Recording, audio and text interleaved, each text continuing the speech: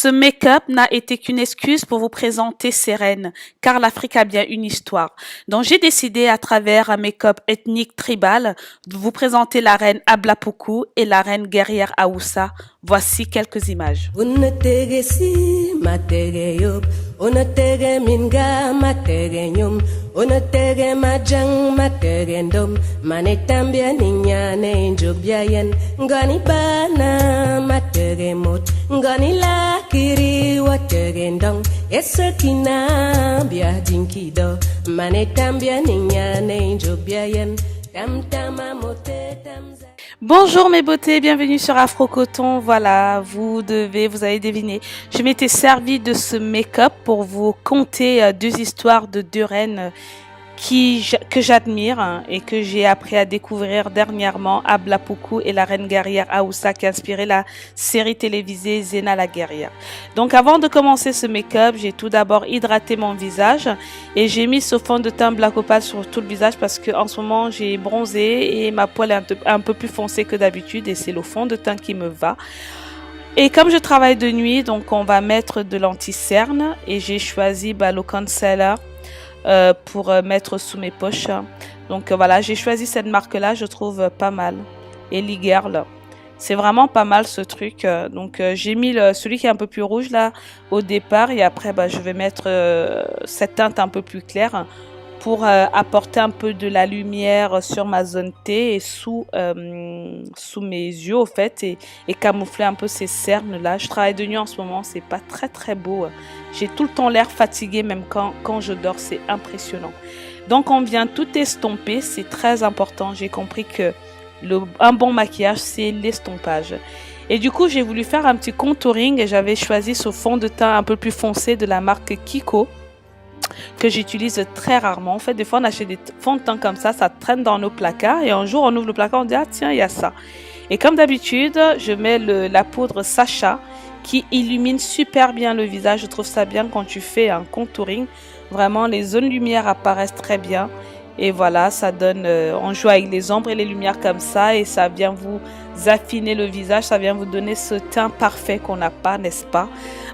Donc voilà. Ensuite, alors pour les yeux, pour maquiller mes yeux, j'aime toujours mettre, un fond de teint plus clair au fait pour que la couleur que je vais utiliser ressorte vu que j'ai la peau foncée. Donc quand je fais pas ça, les couleurs au fait elles ressortent pas et là j'aurais même dû en mettre un peu plus pour vraiment faire ressortir les couleurs. Mais du coup, déjà je trouve que dans la vidéo je mets beaucoup de fond de teint parce que si je le fais pas avec la lumière, au fait ça ressort pas dans la vidéo, donc je suis obligée d'en mettre un peu beaucoup pour que le maquillage puisse ressortir. Mais dans la vraie vie, je vous rassure, je ne mets pas autant de tonnes de fond de teint sur mon visage. C'est juste pour la vidéo. Donc voilà, les yeux faits. Donc on vient retirer cet excédent de poudre et je viens encore estomper pour effacer les démarcations sur mon visage pour que ça paraisse un peu plus naturel. Alors pour mes sourcils, Carole, elle m'avait, à cause de toi Carole, maintenant j'ai du mal à trouver, moi j'habite plus en région parisienne, hein, ça c'était il y a longtemps. Et où je vis à présent, j'ai du mal à trouver des Indiens pour me faire l'épilation aux cils. Elle m'a fait goûter à ça et je trouve que c'est la meilleure épilation que j'ai pu connaître. Et là, je m'étais épilée il y a quelques jours et je trouve que c'est vraiment pas bien fait, quoi. J'ai beau redessiner au crayon, c'est pas très bien fait. Bon bref, alors j'ai détourné le fard à paupières que j'utilise en highlighter pour vraiment bien jouer avec les zones lumière. Alors là, comme d'habitude, je termine toujours par mon petit crayon. Alors moi, j'ai des grands yeux. Ces yeux, je les déteste. Enfin, je les détestais. Je les ai jamais assumés parce que durant toute mon enfance, on m'a traité genre, regarde tes gros yeux, tes yeux d'hibou. Enfin, qu'est-ce qu'on n'a pas dit à mes yeux. Du coup, ça a toujours été pour moi un gros défaut. Comme quoi, vous voyez, les gens, des fois, ils arrivent à vous créer des complexes comme ça. Voilà, c'était horrible. Mais aujourd'hui, au contraire, je les élargis encore plus avec le crayon et... voilà, un truc que j'ai détesté maintenant, c'est quelque chose que j'aime bien montrer et voilà, c'est derrière moi. Maintenant, j'assume mes yeux, j'aime bien et il faut pas faire attention à ce que les gens disent. Alors, le rouge à lèvres que je viens de mettre, je l'avais acheté à Leclerc et je peux vous dire qu'il tient super bien et il m'a pas coûté cher. Je me souviens plus, mais il m'a coûté moins de 10 €. Donc voilà, alors on finit par un maquillage tribal, hein, histoire de rappeler un peu cette histoire africaine, parce qu'en Afrique, au fait, c'était ça, nos ancêtres utilisaient la peinture sur le visage, ça fait partie de notre culture, il est important de mettre cela en avant. Afro-Coton, c'est ma maman. Et Afro-Coton, c'est Laïa. On est toutes les deux des Afro-Coton.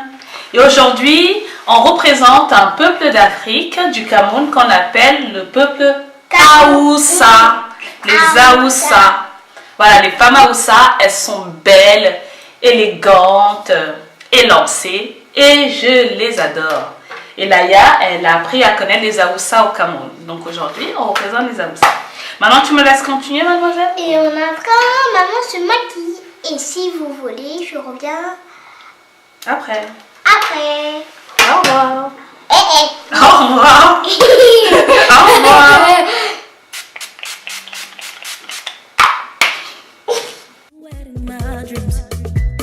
I'll no fear, believe you there for my face. Tes parents veulent pas de moi, disent que je suis une caïra. Jean et Noaka. Ça me dit que tu es très, je ne nomme pas.